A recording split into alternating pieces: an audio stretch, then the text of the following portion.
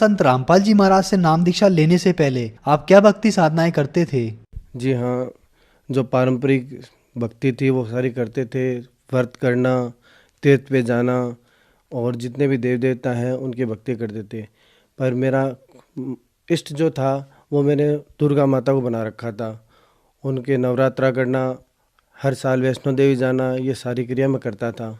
Sir, आप देवी देवताओं की भक्ति करते थे तथा दुर्गा माता के नवरात्रों के व्रत भी करते थे और दुर्गा माता को आप अपना इष्ट मानते थे। सर, जो आपने भक्ति साधना की, इनसे आपको क्या क्या लाभ हुए?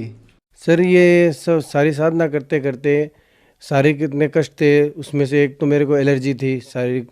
उसमें रात को मतलब एक महीने में कम से कम 10 से 12 दिन मेरे को पूरी रात बैठ के निकालनी पड़ती थी। इतनी माता जी से मैं प्रार्थना करता था, माई ये रोग ठीक हो जाए, पर कोई लाभ नहीं मिलता था मेरे को। फिर भी भक्ति एक पीछे से बताई हुई थी भाई परिवार वालों की, भगवान की भक्ति करनी चाहिए, तो मैं माता की भक्ति करता था। फिर भी कोई लाभ नहीं था। घर में क्लेश था, इसके वजह से मेरे को घर छोड़ना पड़ा। कोई इससे विशेष कोई लाभ नहीं मिल रहा था। बस भगवान की तलाश थी कि एक परमात्मा है जो कुछ दूर दूर कर सकता है, परंतु कोई मार्ग नहीं मिल रहा था। धीरे धीरे करते करते समय निकलता गया, पर कोई फ़ायदा नहीं हुआ मेरे को। सर, जो आप दुर्गा माता की भक्ति करते थे उससे आपको कोई लाभ नहीं हुए, लेकिन हाँ, आपने बताया कि आपको एलर्जी की शारीरिक परेशानी जरूर हो गई थी। तो फिर आप संत रामपाल जी महाराज की शरण में कैसे आए? सर, संत रामपाल जी महाराज की शरण में एक बार मैं ट्रेन में जा रहा था, तो वहाँ एक पैम्पलेट मैंने देखा, उसमें अवश्य जानिए कुछ ऐसे लिखा हुआ था। उसमें ऊपर ही ऊपर सबसे लिखा हुआ था कि ब्रह्मा विष्णु महेश के माता पिता कौन है। ये प्रश्न मेरे को अंदर से एकदम पूरा का पूरा झकझोर दिया कि ब्रह्मा विष्णु महेश के भी माता पिता हैं। फिर मैंने उसमें और कई सारे प्रश्न पढ़े थे। उसमें एक जगह लिखा हुआ था कि देवी देवताओं की इतनी भक्ति करते हुए भी आप इतने दुखी क्यों रहते हैं। तो वो जब इन पहले जो साधना करते थे उनको करते करते भी जीवन दुखी था, सुख नहीं मिल रहा था। तो ये जब मैंने देखा पढ़ा तो मेरे दिमाग में विचार आया कि भाई ये जो लिखा हुआ है कहीं ना कहीं कुछ ऐसा रहस्य है जो अपने को पता नहीं है जीवन में। फिर उसके नीचे ज्ञानगंगा पुस्तक का नाम लिखा हुआ था। तो मैंने देखा भाई ज्ञानगंगा पुस्तक है, ये अगर अपने को मिल जाए तो हो सकता है अपने दुखों का निवारण हो, जीवन को कोई नई दिशा मिले परमात्मा की तरफ। क्योंकि ऐसा विश्वास था मन में कि ये कोई ऐसी शक्ति है इस ब्रह्मांड में जो अपने दुख दूर कर सकती है, जो यहाँ के जीवन मृत्यु के चक्कर से निकाल सकती है। परंतु ज्ञान नहीं था, इसलिए कुछ पहले तो कर नहीं रहे थे। पर ये जो प्रश्न उसको देखा पैम्पलेट को और सारा उसमें देखा तो दिमाग में आया कि भाई ये कुछ ऐसा है, इसको पढ़ने से अपने को कुछ ज्ञान मिलेगा। तो मैंने क्या किया कि उसमें कुछ वेबसाइट नीचे थी। मैं क्या पैसे से इंजीनियर हूँ, कंप्यूटर इंजीनियर। तो मैंने सोचा कि ये वेबसाइट है, इस वेबसाइट से अपने इसको ज्ञान को, ये ज्ञानगंगा पुस्तक है, इसको अपने ले सकते हैं। तो मैं अगले दिन वापस आ गया। वापस आके मैंने क्या किया कि वेबसाइट पे ये खोला और ज्ञानगंगा पुस्तक को मैंने देखा, परंतु इतना गौर नहीं किया, कुछ काम में लग गया। बाद में क्या कि इसको छोड़ दिया एक बार। फिर उसके अगले दिन क्या हुआ कि कोई भगत जी हैं जो संत रामपाल जी महाराज से उनका नाम लिया हुआ था, उन्होंने क्या कि वो पुस्तक लेके आए थे मेरे शॉप पे, कि वो दे रहे थे सभी जगह भी 10-10 रुपये में। तो मेरे पास आए तो मेरे को उन्होंने बोला कि सर जी ये पुस्तक है, आप ले लो। तो मैं कहा भाई पुस्तक तो कौन पढ़ेगा, क्या करेंगे। तो उनके पास क्या 2 पुस्तक थी, ज्ञानगंगा और धरती पे अवतार। तो वो धरती पे अवतार तो ज्ञानगंगा के ऊपर थी, तो मेरे क्या दिमाग में फोकस सिर्फ ज्ञानगंगा था। मैंने धरती पे अवतार से पैम्पलेट में इतना ध्यान नहीं दिया था। तो ऐसा करते करते थोड़ी उनसे बातचीत हुई, तो बातचीत करते करते क्या वो ज्ञानगंगा पुस्तक ऊपर आ गई। तो मैंने कहा भी ये पुस्तक आपके पास कहाँ से आई, कि वो बोले कि भाई ये पुस्तक तो हम लोगों को दे रहे हैं, अनमोल ज्ञान है, आप भी पढ़ो। मैं भैया दे दो। इसी पुस्तक को मैं देखने के लिए वेबसाइट मैंने खोल रखा है। तो उन्होंने कहा भैया ले लो आप। तो मैंने को उसने 10 रुपये में वो पुस्तक दे दी। फिर मैंने क्या किया कि वो पुस्तक पढ़ी। उस समय तो 2-3 पेज पढ़े। फिर मैं उस पुस्तक को घर पे लेके चला गया और घर पे जाके मैंने उस पुस्तक को पढ़ा। जब मैंने 5-10 पेज उसके पढ़े सर जी, तो क्या हुआ कि मेरे दिमाग में ऐसा हुआ कि अरे ऐसा अनमोल ज्ञान कहीं अपने को आज तक किसी ने बताया नहीं। तो फिर मैंने क्या किया, वो पूरी पुस्तक उस दिन पढ़ी और मैं काम पे नहीं गया। उसके बाद मैंने क्या किया, नेट पे वेद डाउनलोड किए और जो पुराण थी उसमें जो उदाहरण दे रखे थे, मैंने सोचा इस पुस्तक में हो सकता है इन्होंने अपने हिसाब से लिख दिया होगा। तो मैंने पुराण डाउनलोड किए, उसको फिर मिलाया, उससे मिलाए तो भगत जी बस आंखों में आंसू आने लग गए कि भाई ऐसा ज्ञान, ऐसा अनमोल ज्ञान आज तक छुपा रहा, आज तक अपने को पता ही नहीं लगा। फिर मैंने उसमें ज्ञान गंगा पुस्तक पे एक नंबर दिए हुए थे, तो मैंने उन नंबर पे फ़ोन लगाया। मैंने उनको कहा कि जी मैं यहाँ से बोल रहा हूँ, मेरे को यहाँ बरवाला आना है। तो उन्होंने कहा कि भैया आप वहाँ से आ जाओ। पर मैं जब वहाँ पहुँचा तो उस समय सत्संग का टाइम था, बहुत भगत आ रहे थे, उनके साथ मैं बरवाला चला गया और 14 सितंबर 2012 को संत रामपाल जी से नाम दीक्षा ली। सर, संत रामपाल जी महाराज से आपने नाम दीक्षा ली, क्या उसके बाद भी आपको कोई लाभ भी प्राप्त हुए? जी, बहुत सारे लाभ प्राप्त हुए। उनमें से एक तो मैंने आपको पहले बताया कि मेरे शारीरिक कष्ट था, एलर्जी थी। मैंने कई डॉक्टरों को भी दिखाया था, आयुर्वेद डॉक्टरों को भी दिखाया था, पर कोई लाभ नहीं मिला। दवाइयाँ लेते थे, कुछ समय आराम मिलता, बाद में वही प्रॉब्लम हो जाती थी।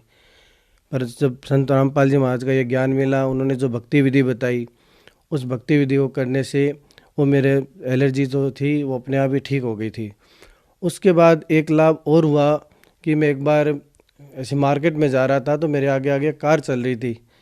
तो उन्होंने क्या, कार वाले ड्राइवर ने कार को बीचों बीच सड़क के रोक दिया। तो मैंने सोचा इस कार के आगे कोई दूसरा वाहन आ गया होगा, इसलिए उसने रोक दी। तो मैं साइड से, लेफ़्ट साइड से निकलने की कोशिश की। मेरे पास बाइक मोटरसाइकिल थी, तो मैं उसके लेफ़्ट साइड से निकलने की कोशिश की। तो जो कार में बैठा था बंदा, उसने क्या किया, गेट खोल दिया कार का। तो मेरी बाइक उस कार की गेट से टकराई और इतनी स्पीड से गाड़ी चल रही थी कि अगर मैं सिर्फ आधा इंच और अगर वो मेरी बाइक थोड़ा सा और आगे जाती तो मेरा एक ही हाथ और एक पैर दोनों टूट जाते। परंतु उसमें थोड़ा सा खरोंच आया और संत रामपाल जी महाराज की दया से इतना बड़ा एक्सीडेंट मेरा छोटे से टल गया। सर, एक लाभ ये हुआ कि संत रामपाल जी महाराज की दया से एक बच्चा है, वो अपनी मम्मी के साथ रास्ते में जा रहा था, तो उसका एक दोस्त है, उसने उसको आवाज़ लगाई। तो वो उसने, बच्चे ने क्या, पीछे देखा नहीं और उस सड़क को क्रॉस करने लगा। तो पीछे से एक फुल स्पीड से बाइक आई और उस बच्चे से टकराई। तो बच्चा कम से कम 8-10 फुट की दूरी पे ऊपर उठा और नीचे जाके सड़क पे गिरा। तो बच्चा तो बेहोश हो गया। तो उस बच्चे को उस बेहोशी की हालत में संत रामपाल जी महाराज दिखाई दिए। बच्चा जब होश में आया तो उसने कहा कि मेरे को गुरुजी संत रामपाल जी महाराज मेरे को दिखाई दिए और उन्होंने मेरे को उठा के ऐसे नीचे आराम से सड़क पे रखा है। उस बच्चे को जब उन्होंने उठाया, देखा तो उस बच्चे को एक भी खरोंच नहीं लगी थी। तो ये इस दास के साथ बहुत बड़ा चमत्कार हुआ। सर, आज साइंस का युग है और संत रामपाल जी महाराज आज जेल में हैं। आप आज भी संत रामपाल जी महाराज की दी हुई भक्ति कर रहे हैं, तो लोगों का ये मानना है कि आप लोग संत रामपाल जी महाराज से आज भी अंधश्रद्धा के तहत जुड़े हुए हैं। आपका क्या मानना है? जी नहीं, ऐसा कुछ नहीं है। देखो, संत रामपाल जी महाराज जो ज्ञान बताते हैं वो सारा का सारा वेद, गीता, पुराण, बाइबिल, कुरान, इन सब से प्रमाणित है। आज सारा समाज पढ़ा लिखा है। जो संत रामपाल जी महाराज बता रहे हैं उसको आप अपने जो धार्मिक पुस्तक है उनसे मिला के देखो और फिर आपको पता लगेगा कि वास्तव में भक्ति क्या है, परमात्मा कौन है।